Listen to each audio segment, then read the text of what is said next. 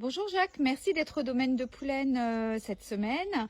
Je vois que vous avez bien avancé, même presque fini dans votre travail sur le bassin que je montre un petit peu à nos auditeurs, les personnes qui nous suivent sur Insta ou sur Facebook.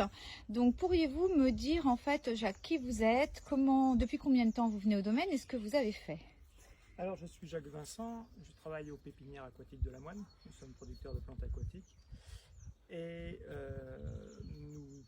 je viens sur le domaine de Poulaine depuis au moins une quinzaine d'années pour faire des plantations sur les bords de rivières et l'entretien de ce bassin aussi. Donc, sur ce bassin, je l'ai vidangé. J'ai pêché les poissons que j'ai mis en vivier. Et ensuite, j'ai retiré toute la vase, divisé les plantes et rempoté les plantes que j'ai remis en place. Et là, on en est au stade de la remise en eau. Et je vais procéder après à la remise en place des poissons. Pourriez-vous me dire quel type de plantation on a dans ce bassin et si on a d'autres plantations ailleurs dans le domaine, mais déjà dans ce bassin, qu'avez-vous mis depuis un certain nombre d'années? Dans ce bassin, on a des lotus, on a des thallias et des nymphéas, ce qui permet d'avoir une floraison assez variée et assez longue. Il y a aussi quelques iris et des aponogétons qui, eux, fleurissent l'hiver. Donc ça fait une floraison qui va s'étaler de mai jusqu'à décembre quasiment.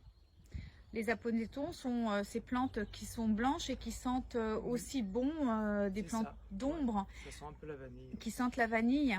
Et au niveau des lotus, je crois qu'on va avoir une nouvelle variété, c'est ça? Parce que donc on a des lotus blancs, d'autres qui sont un peu... Alors on doit avoir du lotus alba grandiflora, qui est blanc, le lotus lutea flavescens, qui est un lotus américain qui est légèrement jaune, ce sera un blanc cassé plutôt, jaune très pâle.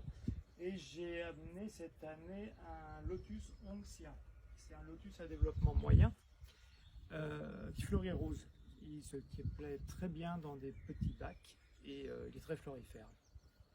Écoutez, merci pour ce bassin qui est toujours merveilleux et qui franchement nous apporte beaucoup de fraîcheur pendant l'été.